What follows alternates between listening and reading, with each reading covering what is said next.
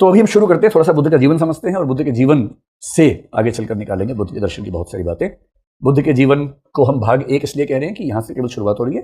भाग 2 में बुद्ध का दर्शन, भाग 3 में हीनयान, भाग 4 में महायान, भाग 5 में नवयान, इस तरह से 5 भागों में इसको कर लेंगे। सबसे पहला सवाल ये कि बुद्ध की कथा हमें मिलती कहां से है और वो क्या बहुत प्रामाणिक कथा है भी या नहीं, इसको हम कैसे डिसाइड करें। त्रिपिटक आपने शब्द जरूर सुना होगा, सुना है? त्रिपिटक का मतलब होता है 3 टोकरी, 3 यानी 3, पिटक यानी टोकरी। जब बुद्ध की मृत्यु हुई 483 ईसा पूर्व में, तो उनकी मृत्यु के एकदम बाद उस समय अजातशत्रु मगध साम्राज्य का शासक था। साम्राज्य कहीं, महाजनपद कहीं, जो भी उस समय तो महाजनपद वाली हालत ज्यादा थी। उसको लगा कि भाई बुद्ध ने जो कहा इकट्ठा करना बहुत जरूरी है वरना बिखर जाएगा। उसने तुरंत किया कि प्रथम बौद्ध संगीति या फर्स्ट बुद्धिस्ट काउंसिल बुलाई, जिसको हम हिंदी में बोलते हैं बौद्ध संगीति। बौद्ध संगीति का मतलब है जहां पर संगीत आदि की मदद से पाठ होगा चीजों का, और चीजों को हम इकट्ठा भी कर लेंगे। और पहली बौद्ध संगीति में यह हुआ कि क्या क्या बुद्ध ने कहा था नोट कर। तो 2 पुस्तकें उस समय इकट्ठी की गई, लिखी नहीं गई, बोली गई। विनय पिटक को जिस व्यक्ति ने बोला वो एक नाई समुदाय का व्यक्ति था, उसका नाम था उपाली। आज इस कहानी में उपाली का जिक्र आएगा कि उसका महत्व क्या है, ध्यान रखना है। उपाली एक नाई था और उसका इतना सम्मान इस संघ में धीरे धीरे हुआ कि उसने विनय पिटक की रचना की। दूसरी रचना थी सुत्त पिटक। सुत्त पिटक की रचना करने वाले व्यक्ति का नाम था आनंद, जो बुद्ध का फर्स्ट कजन था, कह सकते हैं, चाचा का बेटा था और उनका निजी सहयोगी भी था। लंबे समय तक सचिव रहा, सहचर रहा, और जीवन के आखिरी क्षण में जो व्यक्ति उनके साथ खड़ा हुआ था वो था आनंद। सुत्त पिटक में क्या है कि सूत्र क्या क्या बुद्ध ने दिए। विनय पिटक में क्या है कि बौद्ध संघ में भिक्षुओं के लिए, भिक्षुणियों के लिए क्या क्या नियम है, विनय के नियम है। सुत्त में सूत्र हैं, क्या क्या सूत्र दिए। और इस सुत्त पिटक के बहुत सारे हिस्से बनाए गए। आपने एक दीघ निकाय का नाम सुना होगा, एक मध्यम या मध्यम निकाय का नाम सुना होगा, और किसका एक संयुक्त निकाय इसमें आता है, इसका भी जिक्र खूब चलता है। हमारे भी काम बीच में ये सब चीजें आने वाली हैं। तो 5 निकाय इसके अंतर्गत बनाए गए, दीघ निकाय, मध्यम निकाय, संयुक्त निकाय, और एक को बोलते हैं अंगुत्तर निकाय। हाँ, अंगुत्तर। और 5वां कौन सा है? एक और है, 5वें का नाम चलिए याद करके बताऊंगा। इसमें से दीघ निकाय जो है, दीघ निकाय में एक रचना है जिसको बोलते हैं महापरिनिर्वाण सूत्र, और ये बौद्ध परंपरा की बहुत प्रसिद्ध रचनाओं में से एक है, महापरिनिर्वाण सूत्र। ये जो 5वां निकाय है इसको बोलते हैं खुद्दक निकाय, खुद्दक। और ये ध्यान से समझ लीजिए, हो सकता है आपके कभी परीक्षा में भी आ जाए। आपने एक शब्द सुने, जातक कथा। कितनी जातक कथाएं हैं लगभग?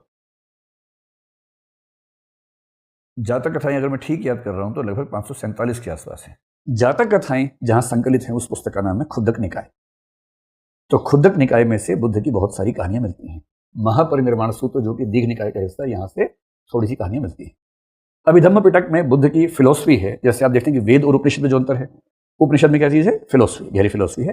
तो जो हिस्सा हमारे यहाँ वेदों में हिंदू धर्म माना गया, अभिधम्म पिटक की भूमिका वही है जिसमें डीप फिलोसफी बुद्धिज्म की है। और ये लिखा गया था बाद में तीसरी बौद्ध संगीति जो अशोक ने बुलाई थी 250 ईसा पूर्व में, ये उसमें लिखा गया।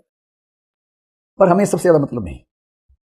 आपने बचपन में बुद्ध की कहानी जरूर सुनी होगी, आपके स्कूल में बताई गई होगी, और उसमें बताया गया होगा कि बुद्ध ने 4 दृश्य देखे थे, उसके बाद बुद्ध का हृदय परिवर्तन हो गया था। एक देखा था बूढ़ा आदमी, एक देखा था बीमार आदमी, एक देखा था शव यात्रा का दृश्य, और एक देख लिया था भिखारी। भिखारी भिखारी वो सन्यासी भी था, उसका जिक्र आएगा थोड़ी देर में, है ना। इन 4 को देखा और उनको लगा कि जीवन में कुछ नहीं रखा है। ये जो कहानी आपने सुनी है वो कहानी जिस पुस्तक से ली गई है वो पुस्तक है अश्वघोष की बुद्धचरित।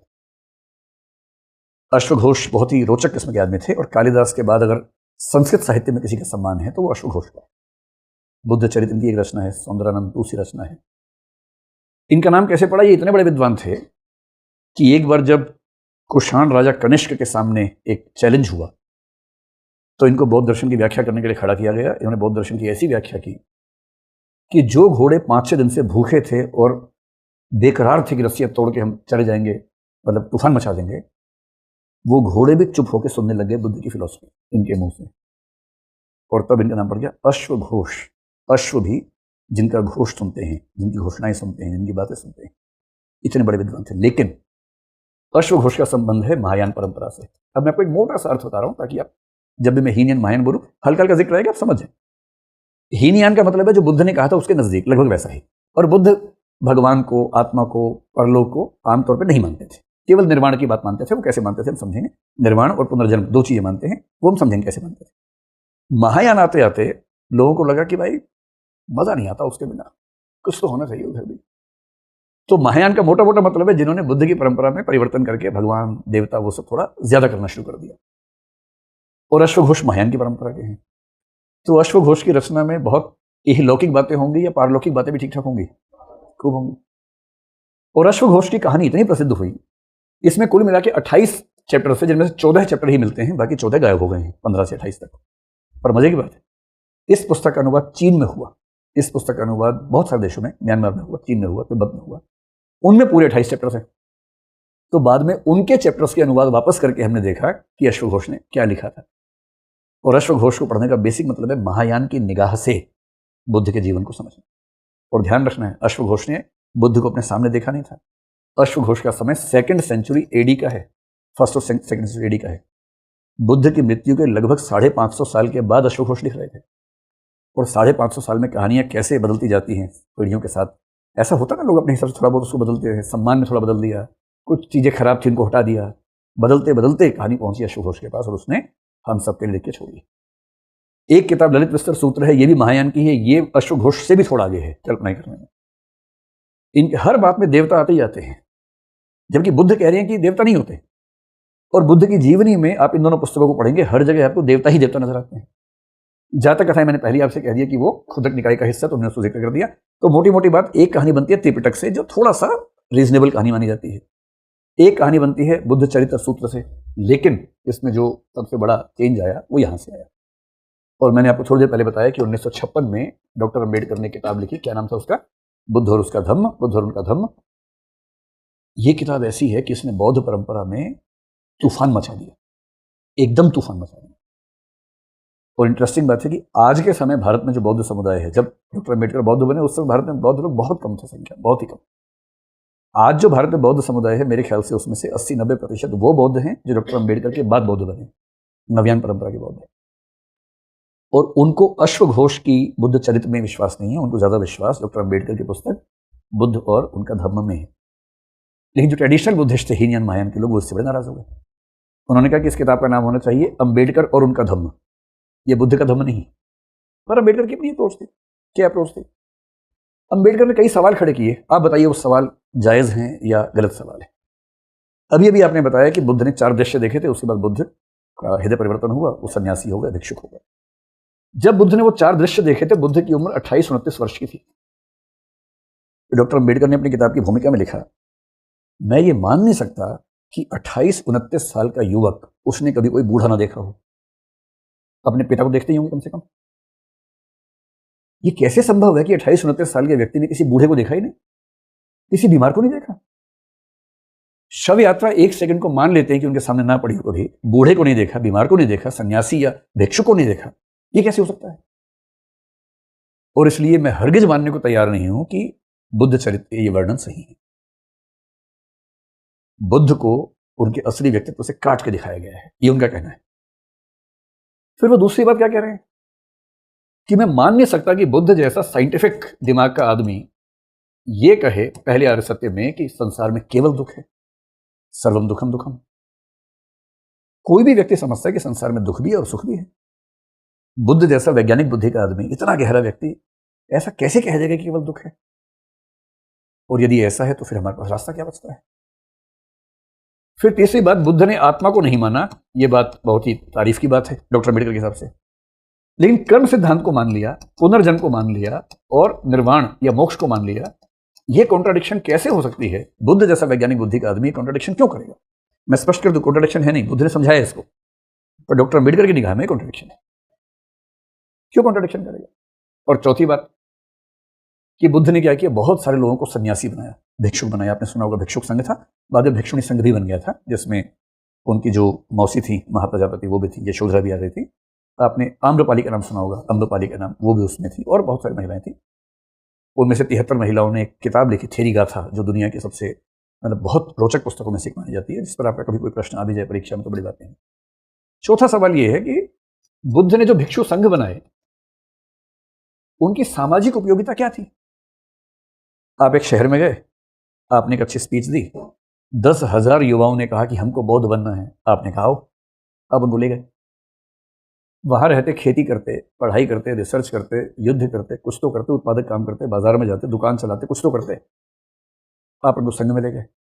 संघ में वो क्या करते हैं? संघ में वो धर्म चर्चा करते हैं, धार्मिक जीवन जीते हैं, पर उससे सामाजिक उत्पादकता क्या होती है उसकी? और अम्बेडकर ने कहा कि मैं ये मान नहीं सकता कि बुद्ध जैसा वैज्ञानिक बुद्धि का आदमी ऐसे संघ की स्थापना करेगा जिसमें भिक्षुओं की सामाजिक उपादेयता न बनती हो। और इसलिए इन 4 चीजों और एक 5वीं चीज का जिक्र वो बीच बीच में करते, भूमिका में इन 4 का जिक्र किया कि जो बुद्ध परलोक को प्रायः खारिज करते थे, उनकी जीवनी में इतनी सारी पारलौकिक बातें, मैं नहीं मान सकता कि ये बुद्ध के बारे में सही है। और इसलिए मैं इन सब अंतर विरोधों को यथासंभव दूर करके, जितना मेरे पास समय है, जितना मेरी क्षमता है, बुद्ध चरित्र को ही बेस लेके चल रहा हूं। पर जहां जहां मुझे लग रहा है कि चीजें बहुत गलत हो रही हैं, मैं उनको अपनी तार्किक दृष्टि से ठीक करूंगा, बदलूंगा, और एक ऐसी किताब लिखूंगा जो भारत के बौद्ध लोगों के लिए क्या काम करेगी? बाइबल का काम करेगी। तो बौद्ध बाइबल बनाने की मेरी इच्छा है, और नहीं भी बना पाऊंगा तो कम से कम कुछ प्रश्न खड़े कर दूंगा ताकि बौद्ध समुदाय उन प्रश्नों पर सोचे कि इनका क्या सही उत्तर हो सकता है। ये मेन सोर्सेज हैं। कुछ और किताबें आपने सुनी होंगी, बहुत प्रसिद्ध हैं। नील आर्मस्ट्रॉन्ग, आप जानते हैं, चांद पे गए थे, उनकी बेटी थी कैरन आर्मस्ट्रॉन्ग, उसने किताब लिखी बुद्ध, बहुत अच्छी किताब बनी जाती है। द लाइट ऑफ एशिया एक बहुत प्रसिद्ध किताब है जो एडवर्ड ऑर्नल्ड की लिखी हुई है, उसको भी लोग यूज करते हैं। हरमन हेसे की एक किताब सिद्धार्थ है। ये सब किताबें हैं जो बुद्ध के बारे में बड़ी प्रामाणिक हैं। इन सब के बेस पर बुद्ध की कहानी दुनिया भर में समझी जाती है, तो हम इन्हीं सबको दिमाग में रखकर बुद्ध की कहानी की बात करने वाले हैं। चलिए देखिए, फिलोसफी का एक सूत्र है, मेरा अपना सूत्र तो ये है, आपको किसी भी समय के किसी भी फिलोसफर को समझना हो, उस समय की परिस्थितियां थोड़ा समझ लीजिए, आप पाएंगे वो फिलोसफर वही बोलेगा जो उसकी परिस्थितियां उससे बुलवा रही होंगी। इतना ही नहीं, अगर आपकी परिस्थितियां किसी को पूरी ज्ञात हो तो आप लगभग वही बोलेंगे जो कोई समझदार व्यक्ति कल्पना कर सकता है कि इन परिस्थितियों में कोई क्या बोलेगा। तो बुद्ध के काल में, बुद्ध का समय आपको पता है 6th सेंचुरी BC का था, तो उस समय कौन सी ऐसी परिस्थितियां थी? आपने हिस्ट्री में खूब पढ़ा हुआ है, हल्का सा रिवाइज कर लेते हैं, मोटी मोटी 3-4 बातें ताकि आपको ध्यान रहे। 6th सेंचुरी BC में आर्थिक परिस्थिति में आपको पता है कि कृषि कार्य में पहली बार लोहे का प्रयोग बड़े पैमाने पर होना शुरू हुआ था। और लोहे का प्रयोग होने से सबसे पहले 1-2 परिणाम क्या हुए थे? एक तो खेती की जमीन बढ़ गई थी, क्योंकि अब काट सकते हैं जंगलों को, है ना। और दूसरा, लोहे का फाल यूज करने लगे तो उससे जमीन की उत्पादकता बढ़ गई थी। तो जमीन भी बढ़ गई, जमीन की उत्पादकता भी बढ़ गई। गंगा यमुना के आसपास सब सारा काम कर रहे हैं, पानी है ही जमीन में, सिंचाई होती ही है, और इसलिए कुल मिला के जो उत्पादन है कृषि का बहुत ज्यादा बढ़ गया। कृषि जैसी किसी समाज में शुरू होती है ना, पहली बार परमानेंट सेटलमेंट होना शुरू होता है, वरना लोग तो खाना बदोश होते हैं। अब कृषि है तो लोग स्थायी रूप से रहने लग जाते हैं, वहीं बस जाते हैं, घर बनाने लगते हैं, गांव बनाने लगते हैं। अब ये सब हमारे देश में उत्तर भारत के क्षेत्र में शुरू हो गया था। अब उत्पादन जब बढ़ा तो सीधी सी बात है, उत्पादन बढ़ेगा तो सरप्लस बचेगा, यानी कि अधिशेष बचेगा। अधिशेष का मतलब ये कि जो हमने कंज्यूम किया उसके बाद बहुत सारा बच गया है। जब बहुत सारा बच गया है, इस किसान के पास चावल बचा है, उस किसान के पास मान लीजिए गेहूं बच गया है, उसके पास बाजरा बच गया है, उसके पास कपास बच गया है, तो ये क्या करेंगे? या तो बार्टर करेंगे, या चाहेंगे ऐसे सेंटर्स बने जहां पर खरीद बेच हो सके। वो सेंटर्स जो बनेंगे उसको हम क्या बोलते हैं? अर्बन सेंटर्स बोलते हैं। तो जिसको हम भारत के इतिहास से सेकंड अर्बनाइजेशन कहते हैं, वो इस समय होना शुरू हुआ और शहर बनने शुरू हो गए। उन शहरों में बाजार बनने शुरू हो गए, उन बाजारों में लेन देन होना शुरू हुआ, खरीद फरोख्त होनी शुरू हुई, बेचना शुरू हुआ। और जब खरीदना बेचना होगा, एक समय तक बार्टर सिस्टम या विनिमय पद्धति से काम चल जाता है, पर एक समय के बाद नहीं चलता है। तो ये आप चावल लेके घूम रहे हैं और जो बेच रहे हैं वो भी चावल लेके घूम रहे हैं, सब चावल लेके घूम रहे हैं, तो कैसे व्यापार होगा? तो अंत में फिर होता है कि कोई एक ऐसा सांकेतिक वस्तु हमारे पास हो जिसकी मदद से हम व्यापार कर सकें, और इसको बोलते हैं मुद्रा। और इसी समय मौद्रिक अर्थव्यवस्था की शुरुआत भारतीय इतिहास में होनी शुरू हुई। तो बुद्ध का समय इकोनॉमिक्स की दृष्टि से बहुत ही तूफानी समय था। पहली बार सरप्लस, पहली बार अमीरी, बड़े बड़े शहरों में रंगशालाएं, नृत्यशालाएं, ये वो बहुत सारे पब पर वो सब बनने शुरू हो गए थे। युवा लोग एकदम मस्त हुए पड़े थे कि शहर में जो बात है वो बात गाँव में थोड़ा होती है। और मुद्रा भी आ गई थी, लोग मुद्राएं ले लेके घूम रहे हैं, और एक नया माहौल था। जैसे कोई नया शहर डेवलप होता है, सिंगापुर जैसे डेवलप हुआ 30-40 साल में, दुबई हुआ 20-30 साल में, तो वहाँ के जो लोग शुरू में थे और 30 साल बाद जब वो देखते हैं अंतर क्या है, कुछ वैसा अंतर यहाँ के समाज को उस समय दिख रहा होगा, अभी मान सकते हैं। राजनीतिक परिस्थितियां ये थी कि आपने एक शब्द सुना होगा, महाजनपद। ऋग्वेद के जमाने में छोटा इलाका था तो वो जन था, लेटर वैदिक में थोड़ा बड़ा हुआ तो उसका नाम जनपद हो गया। अब जनपद को और बड़ा करना था तो क्या हो गया? महाजनपद हो गया। जनपद का मतलब जिला होता है। आजकल बोलते हैं उत्तर प्रदेश में कि इस जनपद में SP साहब बन गए हैं, उस जनपद में DM साहब बने हैं, तो जनपद तो आज भी होता है। महाजनपद का मोटा मोटा में समझ लीजिए रेंज या कमिश्नरी समझ लीजिए, कि जैसे इलाहाबाद एक कमिश्नरेट है, उसके आसपास 3-4 जिले मिला के हो जाएगा, महाजनपद हो जाएगा। तो महाजनपद का मतलब आजकल का DIG जो होता है ना, डीआईजी के पास इतना इलाका है, 3 या 4 जिले उसको बोलते हैं महाजनपद, लगभग कुछ कुछ वैसा। तो करीब 16 महाजनपद उस समय बन चुके थे। और महाजनपद क्यों बन रहे थे, कैसे बन रहे थे, बहुत सिंपल सी बात है। इनमें से अधिकांश में राजतंत्र था, कहीं कहीं इनमें गणतंत्र की व्यवस्था भी थी, जहां पर थोड़ा सा सिस्टम डेमोक्रेटिक हो गया था। राजाओं की शक्तियां बढ़ रही थी, क्यों बढ़ रही थी, सिंपल सी बात है। आमतौर पर इकोनॉमिक्स से ही चीजें डिसाइड होती है काफी हद तक, यहां भी दिख रहा था। जब अधिशेष उत्पादन हुआ, खूब खरीद बेच होने लगा, नगर बनने लगे, जब आर्थिक क्रियाएं बहुत ज्यादा होंगी तो उससे क्या होगा, कर मिलेगा, कर आएगा तो राजस्व बढ़ेगा, राजस्व बढ़ेगा तो जो राज का कोष है वो बढ़ेगा, कोष बढ़ेगा तो राजा कहाँ खर्च करेगा, सेना पे खर्च कर सकता है, वो हथियारों पर खर्च कर सकता है, आयुध पर खर्च कर सकता है। और जैसे जैसे सेना और हथियार बढ़ेंगे वैसे वैसे क्या बन जाएगा, डोनाल्ड ट्रंप बन जाएगा कि सारी दुनिया का मालिक मैं हूं, बादशाह मैं हूं, जिसको मन करेगा मार दूंगा भाई। ऐसी ताकत बढ़ती है ना। जनपद से महाजनपद बनना और अमेरिका का ये कहना कि ग्रीनलैंड भी हमारा है, वेनेजुएला भी हमारा है, ईरान भी हमारा है, इसमें कोई अंतर थोड़ा है। सत्ता जितनी बड़ी होती जाती है और सत्ता के पास जितने संसाधन इकट्ठे होते हैं, सत्ता चाहती है और बढ़ जाऊं मैं। आज से 100 साल बाद मंगल ग्रह पर युद्ध होंगे कि मंगल का ये इलाका मेरा है, ये इलाका तेरा है, क्योंकि भूखा खत्म होती है। और उस तरह से उस समय राजा बड़े हो रहे हैं, ताकतवर हो रहे हैं और उनके बीच में संघर्ष दिख रहा है। और महाजनपद के समय में एक नया सा ट्रेंड है हमारे पॉलिटिकल सिस्टम का, जिसका असर यहाँ दिखेगा। ये महाजनपदों का छोटा सा एक नक्शा है, आप लोग तो जानते ही हैं, कहने की बात ही नहीं है। ये जो है हमारा उत्तर भारत है। उत्तर भारत में मोटे तौर पर जिन जगहों पर बुद्ध का संबंध रहा, अगर मैं उनकी बात करूं, ये मगध है। मगध में कौन था राजा उस समय, बिंबिसार था, है ना, जिसका बेटा अजातशत्रु होगा, जो कि बाप को ही मार देगा, है ना। ये जो वज्जी है, वज्जी की राजधानी थी वैशाली। अगर आप पटना से जाएंगे थोड़ा सा हाजीपुर की तरफ बढ़ेंगे आगे तो वैशाली आज भी आता है, वो वैशाली है। वो वज्जी जो था गणतंत्र, उसका इलाका था। मल्ल का मतलब आज का हो गया गोरखपुर। तो जो कुशीनगर है जहां बुद्ध की मृत्यु हुई वो मल्ल इलाके में आता था, लेकिन आज के जो गोरखपुर के आसपास का इलाका है उसको आप कह सकते हैं कि मल्ल महाजनपद था। कोसल महाजनपद का मतलब, कोसल तो कौशल्या का इलाका, अयोध्या, अयोध्या उसके केंद्र में है। लेकिन उस समय जो कोसल था उसकी राजधानी कौन सा शहर था, श्रावस्ती थी। तो श्रावस्ती या सावत्थी बोलते थे पाली भाषा में। तो जब भी मैं श्रावस्ती या कौशल बोलूं आप इसका ध्यान रख लीजिएगा। और कौशल के उस समय जो राजा थे उनका नाम था प्रसेनजीत। इनका जिक्र बहुत ज्यादा आएगा क्योंकि बुद्ध के जीवन पर इनका बहुत प्रभाव है, प्रसेनजीत का। तो ध्यान रखना, कौशल मतलब प्रसेनजीत का इलाका, श्रावस्ती उनकी राजधानी है। प्रसेनजीत का एक बेटा भी है जिसका नाम है जेत, उसका नाम भी आएगा। जेतवन सुना है कभी आप लोगों ने? तो जेतवन किसका था, बेसिकली जेत का था, यहां से बना है। तो प्रसन्नजीत का बेटा जेत, जिसका जिक्र कहानी के दूसरे हिस्से में आएगा। इधर काशी को समझ लें कि यहां पर एक जगह थी सारनाथ, वाराणसी तो है ही, सारनाथ ऐसी जगह जहां पर इनका लिंक रहा। मगध साम्राज्य के 2 इलाके बड़े महत्वपूर्ण हैं, एक है राजगीर और एक इलाका है गया। वही गया जिसका नाम बाद में हो गया बोध गया, क्योंकि वहां बोधि मिली। तो गया और राजगीर ये थे मगध में, वज्जी में वैशाली हो गया। वैशाली में जो समुदाय काम करता था उसको लिच्छवी कहते थे। तो लिच्छवियों का शासन तंत्र यहाँ पर चलता था। कुशीनगर में मल्लों का ही था, तो आज का गोरखपुर से ध्यान रखिए। ये 5-6 हैं। हालांकि उनकी यात्रा तो और भी हुई, आगे भी हुई, कुरु तक भी हुई, लेकिन मुख्य रूप से बुद्ध के पूरे जीवन का संबंध इन 5-6 जगहों से रहा। तो इन्हीं को हम मुख्य रूप से ध्यान रखेंगे। अब यह है कि उस समय धर्म की दुनिया में ऐसा क्या हुआ कि अचानक इतने बड़े परिवर्तन हुए। सारा खेल इकोनॉमिक्स का है, पॉलिटिक्स का है, सब वहीं से पैदा हो रहा है। कैसे पैदा हो रहा है आपको पता है कि उस समय हमारे देश में जो वैदिक व्यवस्था थी, जैसे कुछ लोग बोलते हैं ब्राह्मणवादी व्यवस्था, क्योंकि हिंदू शब्द तो बहुत बात का है, उसके पहले उसको वैदिक धर्म या ब्राह्मण धर्म कहने का रिवाज था। उस वैदिक या ब्राह्मणवादी व्यवस्था में क्या था, एक तो वर्ण व्यवस्था का चलन था। और वर्ण व्यवस्था का मतलब क्या है कि मोटे तौर पर 4 वर्ण थे, ब्राह्मण, क्षत्रिय, वैश्य, शूद्र। उसी क्रम में समाज में सोपान क्रम में थे, एडजस्टेड थे। तो सीधी सी बात है कि जब भी 3-4 लाइनें बनेंगी ऐसी, तो जो नंबर 2, 3 या 4 पे होगा उसका मन तो करता है कि थोड़ा और आगे निकल जाओ, उसको मन करेगा ही करेगा। दूसरा ये है कि वहां पर उस समय बहुत सारा कर्मकांड का प्रचलन था। और कर्मकांड में एक कर्मकांड होता है बलि प्रथा। तो बलि प्रथा भी खूब चलती थी। इस बात को लेकर कई लोग खुश भी रहते थे कि बलि के नाम पे खाने को मिल जाता है, लेकिन कई लोगों को उससे नुकसान होता था। नुकसान किसको था, भी समझते हैं उस चीज को। चौथी एक चीज आपने पता नहीं कभी गौर किया है नहीं की है, आपने ये सुना कि कैथोलिक और प्रोटेस्टेंट का झगड़ा हुआ था यूरोप के इतिहास में, सुना है?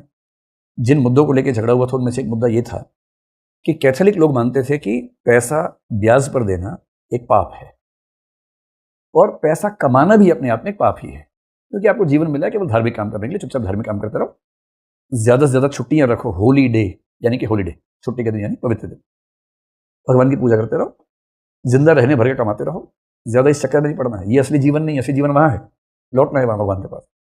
प्रोटेस्टेंट लोगों ने कहा ना भाई ना, हम तो कमाएंगे, व्यापार भी करेंगे। उसके पहले हालत ये थी कि जो लोग व्यापार करते थे उनका समाज में इतना अपमान होता था, जो धनी होते थे उनका इतना अपमान होता था कि धन कमाने की, अमीर बनने की, समाज के आर्थिक योगदान में भूमिका निभाने की प्रेरणा खत्म हो जाती थी। प्रोटेस्टेंट्स ने कहा हम तो प्रोटेस्ट करेंगे, हमें ये सब समझ में नहीं आता है, हम तो मानते हैं कि अगर भगवान ने आपको अमीर बनाने की योजना बनाई है तो आपके पास पैसा आएगा। कॉलिंग बोलते हैं इसको। एक कैल्विन थे, जॉन कैल्विन, उनका कॉन्सेप्ट है कोई अमीर है तो समझ लो कि भगवान ने इसको विशेष आशीर्वाद दिए है, और अमीर होने में निहित है कि आशीर्वाद का मतलब ये भी है कि शायद मरने के बाद भी आशीर्वाद मिलने वाला है। तो जो यहां जितना अमीर है उतनी ही संभावना है कि स्वर्ग मिलेगा उसको। ये कहती मामला उल्टा हो गया। अब लोग अमीर होने के लिए प्रयास करने लगे, यहां से पूंजीवाद का विकास हो गया। पारंपरिक व्यवस्था जो हमारे देश में थी उसमें यह था कि ब्राह्मण और क्षत्रिय ऊपर थे, यानी ज्ञान सबसे ऊपर है।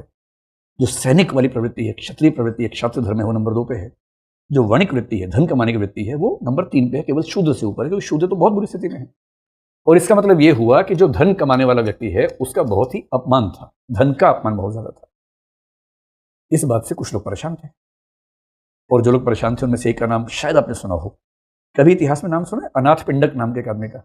नहीं सुना? कोई बात नहीं, आप सुनाते हैं आपको नाम। अभी तो सुन लिया है ना। तो अभी बहुत इंटरेस्टिंग व्यक्ति था, उसी कहानी थोड़ी देर में आपके सामने 8-10 ऐसे इंटरेस्टिंग कैरेक्टर्स आएंगे जिन्होंने बुद्ध के जीवन को काफी प्रभावित किया, उनमें से एक व्यक्ति ये भी था। अब इस नई व्यवस्था में क्या हो रहा था? नई व्यवस्था में अचानक क्या हुआ, जब कृषि बढ़ी, व्यापार बढ़ा, तो जब व्यापार बहुत ज्यादा बढ़ा तो व्यापार बढ़ने के मामले में कौन से वर्ग को ज्यादा फायदा हो रहा था? वैश्य वर्ग को। वो अमीर हो रहे थे, क्योंकि पैसा कमाने के मामले में उनकी जो परंपरा थी वो महारथ हासिल थी उसके पास। फिर जब राजा के पास खूब पैसा आने लगा, सेना बड़ी होने लगी, हथियार बढ़ने लगे, तो सेना के बढ़ने से किस वर्ग को फायदा होने लगा? क्षत्रिय वर्ग को फायदा होने लगा। और जब क्षत्रिय और वैश्य दोनों वर्गों को फायदा हुआ तो इनको लगने लगा कि भाई जब हम इतना कुछ कर रहे हैं समाज के लिए तो हमारा सम्मान ज्यादा क्यों नहीं होता है, धर्म की दुनिया में हमारी भूमिका क्यों नहीं है। और ये यूं ही नहीं हो रहा कि उस समय के सबसे महत्वपूर्ण 2 धर्म, जैन और बौद्ध, दोनों के प्रवर्तक क्षत्रिय वर्ग से आते हैं।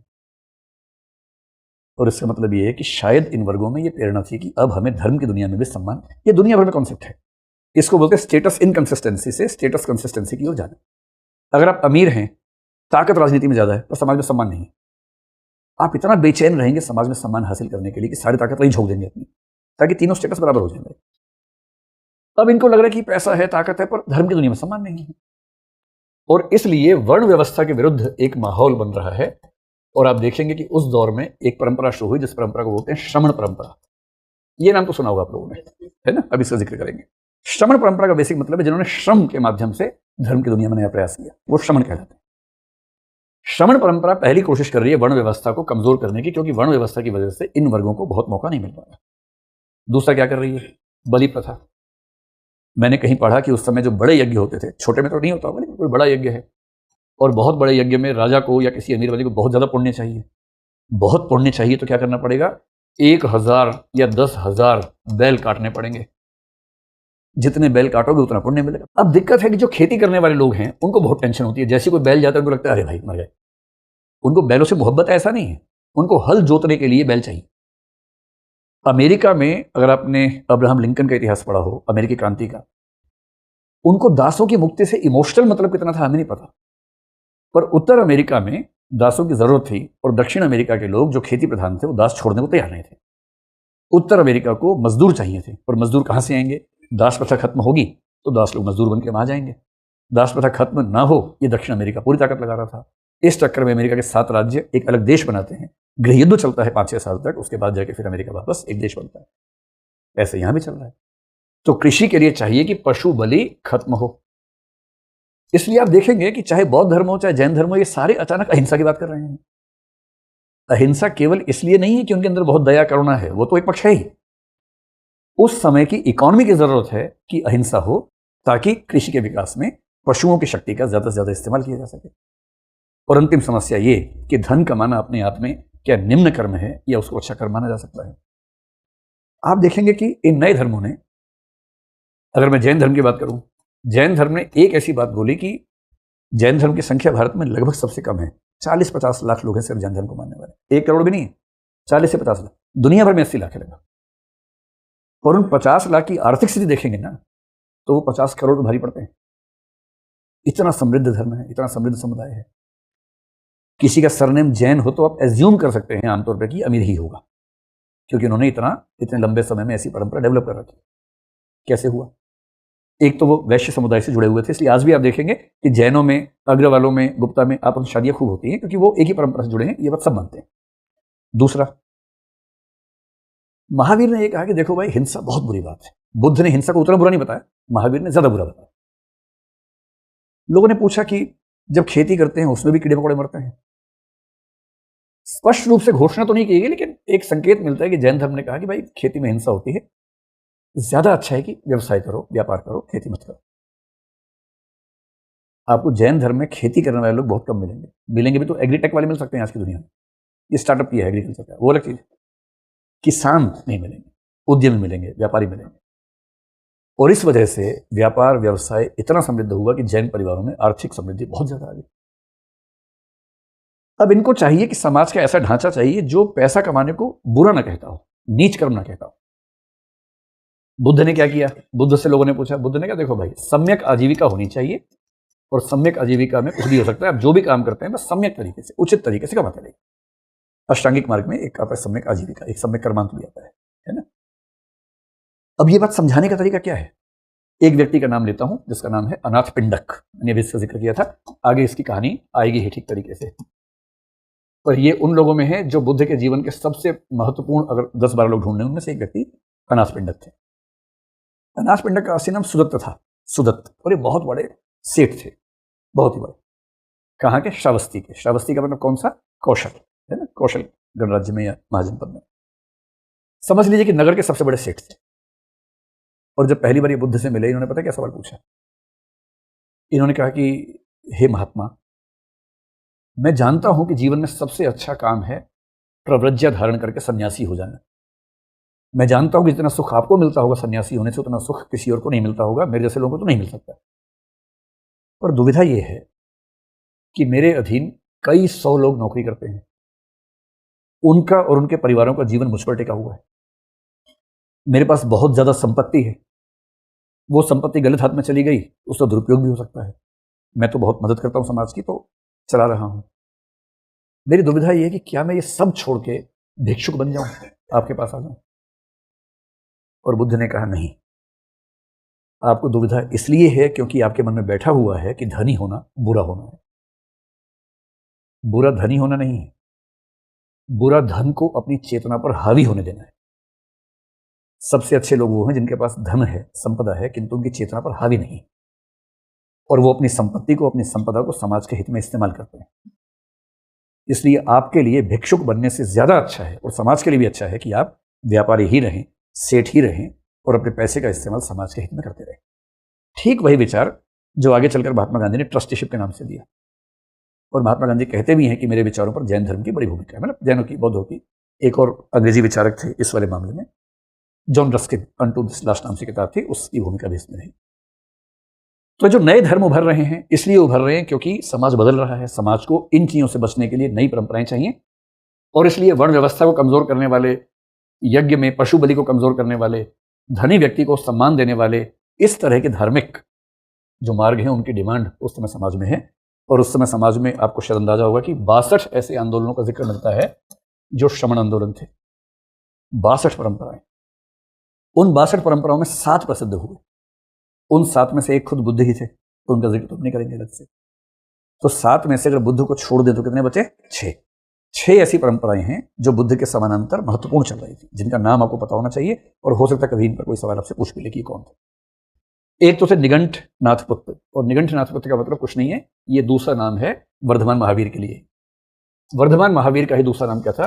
निगंठ नाथपुत्र। निगंठ का मतलब निर्ग्रंथ, जिसने अपनी ग्रंथियां खोल दी हों, जिसने गांठें खोल दी हों, तो निर्ग्रंथ शब्द से बनता है निगंठ नाथपुत्र थे। तो जैन धर्म आप जानते हैं क्या क्या मानता है। जैन धर्म का मूल सिद्धांत क्या था? एक तो अहिंसा है ही।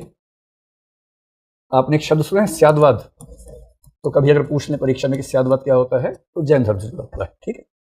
एक इनका सिद्धांत है अनेकांतवाद, ये भी आपने सुना ही होगा, पता तो नहीं होगा। अनेकांतवाद जानते हैं? अनेकांतवाद का बेसिक मतलब है कि दुनिया में बहुत तरह की वस्तुएं, सबका अस्तित्व है। स्यादवाद का मतलब है कि कुछ भी कहो तो इस तरह से कहो कि हाँ, मेरी राय में सच है, मैं गलत भी हो सकता हूं। इस विनम्रता के साथ बात करेंगे तो स्यादवाद होगा। एक आपने शब्द सुने कि पर्यूषण पर्व पे माफी मांगने का रिवाज है साल में एक बार, मिच्छामी दुक्कड़म। ये मिच्छामी दुक्कड़म हमारे आज की कल्चर में जिस तरह से महत्वपूर्ण हो रहा है, आईएएस की परीक्षा में सवाल आ जाए तो मुझे आश्चर्य नहीं होगा। मिच्छामी दुक्कड़म, मिथ्या में दुष्कृतम, संस्कृत में ये था, उसको जब प्राकृत में किया गया तो बन गया मिच्छामी दुक्कड़म। इसका मतलब अगर मुझसे पिछले एक साल में, मतलब इसमें एक साल की बात नहीं है, सामान्य बात है, अगर मुझसे मन वचन कर्म से कोई गलती हुई है आपके प्रति तो मैं उसके लिए माफी चाहता हूँ, तो मैं अपनी गलतियों के लिए क्षमा चाहता हूँ। इसको बोलते हैं मिच्छामी दुक्कड़म। ये पर्व होता है जैनों का। पर्यूषण पर्व के भीतर एक विशेष दिन सारे जैन लोग एक दूसरे को ये मैसेज भेजते हैं या कहते हैं कि भाई माफ कर देना। नॉन जैन्स को भी कहते हैं माफ कर देना, ताकि जो भी गलतफहमियां हैं दूर हो जाए। एक व्यक्ति था मखली गोसाल, इसका जिक्र अपने इतिहास में जरूर पढ़ा होगा। मखली गोसाल 6 साल तक महावीर के साथ ही तपस्या कर रहा था, उसी रास्ते पर चल रहा था, दोनों का रास्ता समान था। महावीर बहुत ज्यादा वैराग्य वाले व्यक्ति थे कि वासना, सुख, इच्छा लेश मात्र भी अगर हमारे मन में आती है तो हम साधना के रास्ते से हट जाते हैं। मखली गोसाल को 2 बातों पर दिक्कत हुई। एक तो ये कि बीच में ऐसा हुआ कि एक स्त्री के प्रति इनके मन में आसक्ति आ गई, और जैसी स्त्री के प्रति आसक्ति आई, महावीर ने कहा भाग यहां से। भाई ये कोई बात हुई? जब आप एक ऐसे रास्ते पर चल रहे हैं जिसमें ये सब अलाउड नहीं है और आपके मन में आसक्ति का भाव आ रहा है, तो आज की पीढ़ी तो मखली गोसाल बनने के मूड में ज्यादा रहेगी, सीधी सी बात है। बहुत मुश्किल है उस रास्ते पर चलना जिस पर महावीर चले। पर इस बात में डिस्प्यूट हुआ और मखली गोसाल, अच्छा मखली गोसाल को भगा दिया गया है, वो खुद छोड़ के चले गए। दोनों परंपरा को लोग अपने हिसाब से बोलते हैं। मखली गोसाल की एक और बात थी, इनका संप्रदाय था अधिवक्तवाद और इनका विचार था नियतिवाद। नियतिवाद को अंग्रेजी में बोलते हैं डिटर्मिनिज्म। डिटर्मिनिज्म वो है जो व्यक्ति निराश होने के बाद फॉलो करने लगता है। जैसे आप अगर सफल हो जाएंगे, आईएएस बन जाएंगे, तो आप कहेंगे कि मुझ में ऐसी बात थी ही। और यूपीएससी के बारे में क्या कहेंगे? हीरे की पहचान जौहरी को ही होती है, ढूंढ के हीरा निकाल लिया है। अगर सफल हो गए तो। अगर पूरी तैयारी के बाद भी नहीं हुए और आपके साथ बैठने वाला जो आपके नोट्स लेके पढ़ रहा था, हर तरह से आपसे पीछे था, वो सिलेक्ट हो गया, तो फिर आप जिस रास्ते पे जाएंगे उसको बोलते हैं नियतिवाद। आप कहेंगे अरे भाई माथे पे लिखा है तो होगा, माथे पे नहीं लिखा है तो नहीं होगा। कितना भी पढ़ लो, पढ़ पढ़ के मर जाओगे तो भी नहीं होगा। होगा वही, होई सोई जो राम रचि राखा, होगा वही जो लिखा हुआ है। ईश्वर की मर्जी के बिना पत्ता भी नहीं हिलता है।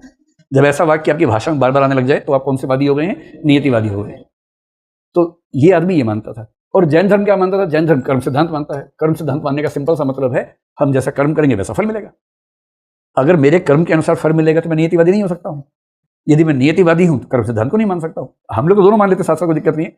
सुबह कर्म सिद्धांत मानने, शाम को नियतिवादी हो गए, हमारा तो ऐसे चलता रहता है। लेकिन दर्शन की दुनिया में अगर आप नियतिवादी हैं तो कर्म सिद्धांत नहीं मान सकते, कर्म सिद्धांत को मानेंगे तो नियतिवादी नहीं हो सकते हैं। तो इस बात पे कॉन्ट्राडिक्शन दोनों में ठीक ठाक था। तो भाई साहब अलग हो गए। गोसाल इसलिए कहते हैं, गौशाला में इनकी परवरिश हुई थी, इसलिए इनका नाम गोशाल पड़ गया था।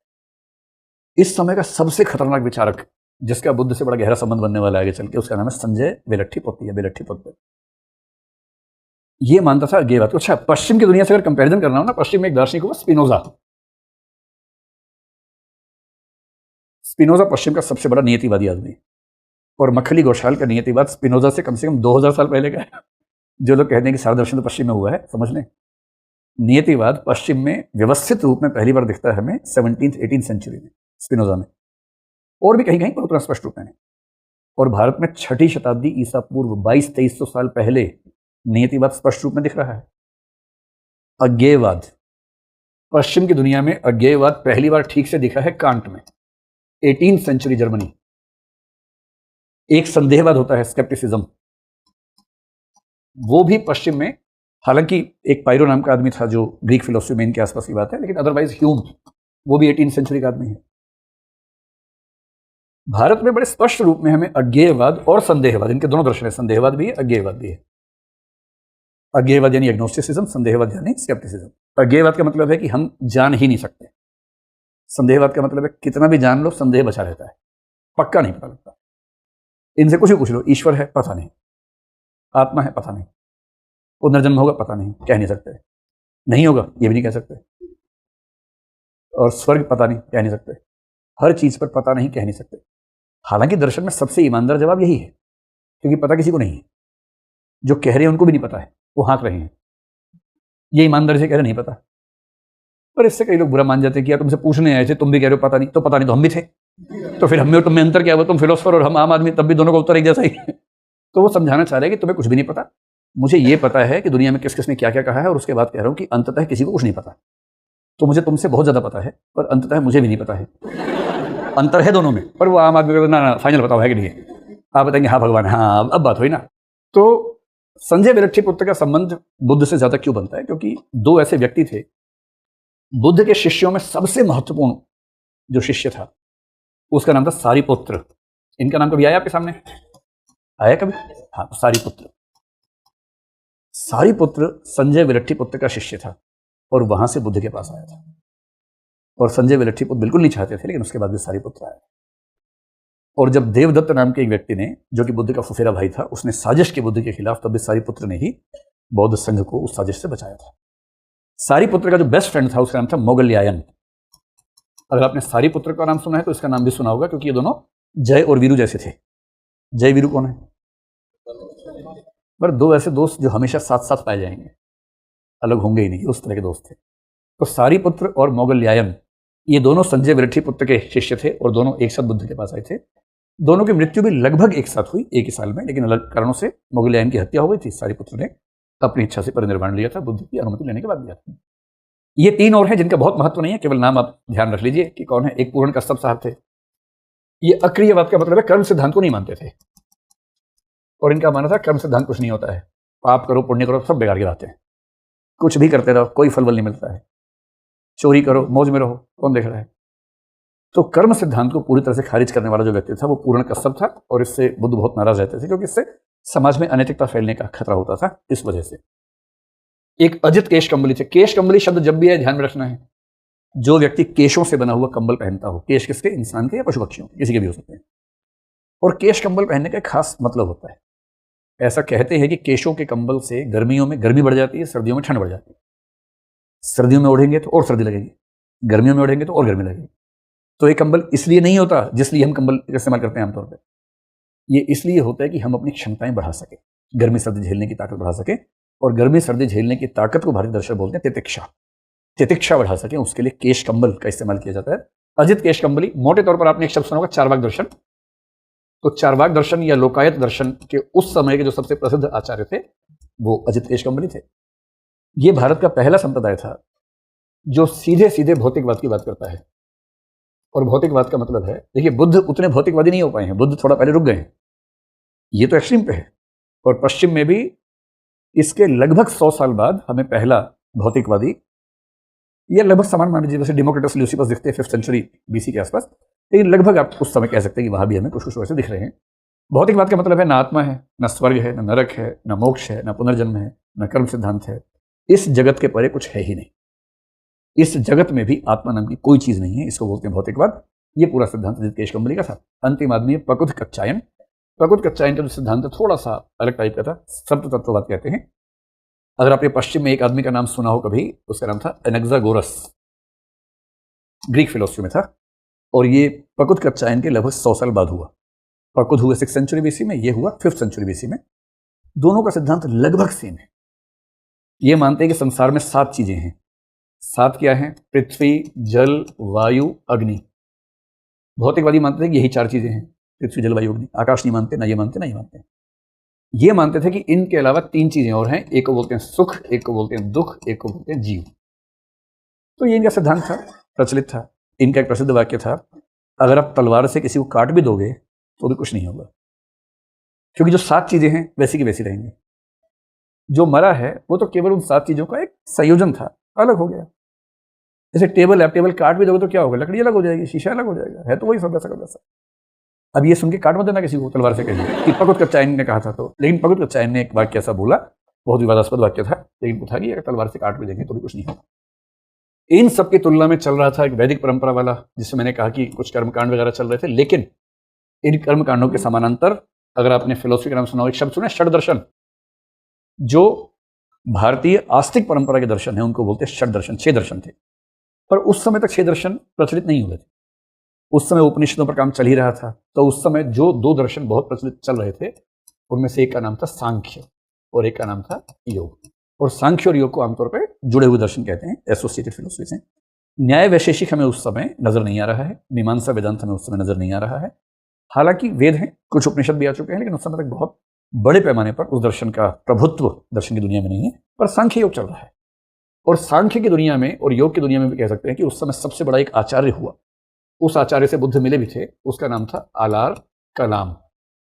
ये नाम कभी सुना है? तो आलार कलाम उस समय का सबसे बड़ा आचार्य है सांख्य और योग की दुनिया में।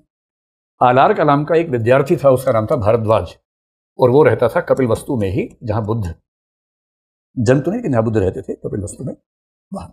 तो आचार्य भारद्वाज का जिक्र आएगा, आलार कलाम का जिक्र आएगा, तो अब समझ जाना कि सांख्य परंपरा की बात चल रही है। सांख्य परंपरा क्या होती है उस समय थोड़ी समझेंगे, अभी मोटा मोटा सिर्फ इतना समझ लीजिए। और यूं ही चलते चलते एक बात समझ लें कि जो 6वीं सेंचुरी बीसी है, इसको दुनिया के इतिहास से बोलते हैं एक्सियल एज, वर्ल्ड फिलोसफी के इतिहास में। दुनिया भर में जितने धर्म, जितने दर्शन एक साथ इस समय पैदा हुए, उतने कभी पैदा नहीं हुए एक झटके में। ऐसा लगता है कि पागलपन उस समय दुनिया में आ गया था। अगर आप भारत की बात करें तो मैंने आपसे पहले ही कहा कि भारत में श्रमण आंदोलन चल रहा था, और श्रमण आंदोलन में 62 धर्म थे, जिनमें से कम 2 तो बहुत ही महत्वपूर्ण आप जानते हैं, बौद्ध धर्म और जैन धर्म। अगर आप भारत के पड़ोस में जाएं और चीन की बात करें तो चीन में 2 धर्म, एक को बोलते कन्फ्यूशियस धर्म और एक को बोलते, आपने ताओवाद सुना? ताओइज्म, लाओ त्से नाम का आदमी था, लाओ त्से बोलते हैं। ये दोनों धर्म 6वीं शताब्दी ईसा पूर्व में ही विकसित हुए, ठीक उस समय। अगर इसी समय आप चले जाते हैं ग्रीक एरिया में, यूनान की तरफ, आपने एक बहुत बड़े दर्शक का नाम सुना होगा, पाइथागोरस। गणित में सुना होगा ना? हाँ, वो फिलोसफर भी था। पाइथागोरस ग्रीक फिलोसफी का लगभग पहला फिलोसफर है। पहला तो नहीं, सुकरात भी मानते थे। हाँ, वो तो सुकरात से पहले का है, पहले ही मान लीजिए। पाइथागोरस सुकरात से पहले है, और पाइथागोरस ने पुनर्जन्म के सिद्धांत को स्वीकार किया। वो केवल गणितज्ञ नहीं है कि a² + b² बराबर c², वो तो एक चीज है। उसके अलावा भी है भाई, वो बहुत बड़ा दार्शनिक में था, और दार्शनिक के तौर पे उसने पुनर्जन्म का सिद्धांत पश्चिमी दुनिया के सामने पेश किया और ये काम किए। पाइथागोरस के अलावा हेराक्लाइटस आपने अगर सुना हो, अगर आपने एक वाक्य सुना है जो बुद्ध के नाम से प्रचलित है, पर बेसिकली था वो हेराक्लाइटस का वाक्य, आप एक नदी में 2 बार नहीं नहा सकते। सुना है वाक्य? ये वाक्य जिस व्यक्ति का, उसका नाम है हेराक्लाइटस। ठीक उस समय ग्रीस में हुआ है। ठीक यही बात उसने वहां कही, ठीक यही बात बुद्ध ने यहाँ कही। इसका एक चेला हुआ कैटलस, वो कुछ बोला, आप एक नदी में एक बार भी नहीं नहा सकते, 2 बार छोड़ो। तो वो थोड़ा और आगे बढ़ गया और बढ़िया तरीके से उसने इस बात को एक्सप्लेन भी किया। हेराक्लाइटस है, अच्छा है ये, ठीक। और जो पूरे वेस्टर्न फिलोसफी का पहला फिलोसफर था, थालेस या थेल्स बोलते हैं, वो भी 6th सेंचुरी बीसी में हुआ। आपने अगर पारसी धर्म का नाम सुना हो, पर्शियन रिलीजन, उसके जो पैगंबर वाली भूमिका में रहे वो थे जरथुस्त्र। जोरोस्टर सुना है? जोरोस्ट्रियनिज्म सुना होगा, जिसको फॉलो करते हैं। अब तो ईरान के लोग मुसलमान हो गए हैं, लेकिन जो मूल पर्शिया था, टाटा का जो परिवार है वो जिसको फॉलो करता है, या साइरस मिस्त्री का जो परिवार है वो जिसको फॉलो करता है, ये कौन है? जरथुस्त्र है। जरथुस्त्र कब हुए विवाद है, लेकिन कुछ लोग मानते हैं कि ये भी 6वीं शताब्दी से पूर्व में, इसी दौर में हुआ। कुछ लोग मानते हैं कि नहीं, ये 700-800 साल पहले हो गए थे, लेकिन इसमें डिस्प्यूट है, पर बाकी सबके बारे में डिस्प्यूट नहीं। अब यहां से शुरू हो रहा है सीधे सीधे महात्मा बुद्ध का जीवन, यहाँ तक की सारी बैकग्राउंड थी। तो आप लोग सर्वम दुखम दुखम, सुखम सुखम, थोड़ा सुखम थोड़ा दुखम, ज्यादा ठीक बात है। कपिल वस्तु क्या है? 16 महाजनपद आपने अभी थोड़ी देर पहले देखे कहां है। जो कपिल वस्तु है इन 16 महाजनपदों में शामिल नहीं। कपिल वस्तु का स्टेटस समझ लीजिए क्या है। कपिल वस्तु महाजनपद नहीं है, मतलब 16 महाजनपदों में शामिल नहीं। स्थिति क्या है, अगर आपको नक्शे पे देख के समझना हो तो स्थिति ये है कि ये जो कोसल जनपद आप देखेंगे, नेपाल साथ साथ चल रहा है, नेपाल है ना, इसको आप मान लीजिए कि नेपाल का इलाका है। कोसल जनपद के एकदम साथ में ये जो इलाका है, ये है कपिल वस्तु। कोसल से एकदम जुड़ा हुआ। कोसल बहुत ताकतवर राज्य है, प्रसेनजीत वाला, ठीक। तो उसकी स्थिति ऐसी है कि समझ नहीं आता कि वो स्वतंत्र है या परतंत्र है तो स्वतंत्र, जैसे पाकिस्तान भी स्वतंत्र देश है। ये अलग बात है कि कटोरा साथ में लेके चलता है तो स्वतंत्र ही। कई बार पता नहीं लगता कि स्वतंत्र है कि नहीं। ऐसे ही कई देश होते हैं जिनको बोलते हैं संरक्षित राज्य, प्रोटेक्टरेट बोलते हैं। जैसे भारत और भूटान का संबंध लंबे समय तक ये रहा, अमेरिका जापान का संबंध ये रहा कि आप स्वतंत्र देश हैं, जब भी आप पे हमला होगा आपकी रक्षा करने की जिम्मेदारी हमारी है, तो हम इस चीज को देखेंगे, तो संरक्षित राज्य बोल देते हैं उसको। तो कपिल वस्तु था तो स्वतंत्र जैसा राज्य, लेकिन कपिल वस्तु कोसल राज्य के संरक्षित राज्य के रूप में काम करता था। और इसका मतलब है कि जो कोसल नरेश था, प्रसेनजीत, उसका वहां पर ठीक ठाक दबदबा रहता था। ये बैकग्राउंड ध्यान रखेंगे ना, तो है तो स्वतंत्र राज्य, पर कौशल नरेश का दबाव ज्यादा रहता था कि कुछ भी उठपड़ा करेंगे कौशल से पूछना पड़ेगा पहले, भाई उसके बिना चल नहीं सकते आगे। अब इस कपिल वस्तु में सिस्टम कैसा था, तो कुछ लोग मानते हैं कि ये गणराज्य था। गणराज्य का मतलब होता है कि एक व्यक्ति का शासन नहीं होता है, ये राजतंत्र नहीं था। राजतंत्र में तो क्या होता है कि एक राजा के पास सारी शक्ति है, जैसे यहां पर कौशल नरेश के पास सारी शक्ति है, मगध में सारी शक्ति किसके पास है, बिंबिसार के पास है। पर कपिल वस्तु में सारी शक्ति एक व्यक्ति के पास नहीं है, कई परिवारों के पास मिलके है, बटी हुई शक्ति है। समझ लीजिए कि एक फेडरल सिस्टम जैसा कुछ है, या समझ लीजिए कि कार्यपालिका अलग है, न्यायपालिका अलग है, विधायिका अलग है, ऐसे काम चलता है। और उसमें जो व्यक्ति उस समय कार्यपालिका का प्रमुख है, जो राजा जैसी भूमिका में है, उसका नाम है शुद्धोधन। ध्यान रखना है, शुद्धोधन की पावर एब्सोल्यूट नहीं है, पर हाँ जो कार्यपालिका का प्रमुख है उस भूमिका में शुद्धोधन है। लेकिन वहां पर परिषदें हैं, परिषदों में फैसले होते हैं, परिषदों के फैसलों को मानने की बाध्यता राजा की भी होती है, शुद्धोधन की भी होती है। तो शुद्धोधन है वहां का राजा, और शुद्धोधन के घर में एक पुत्र होने वाला है, जिस पुत्र की कहानी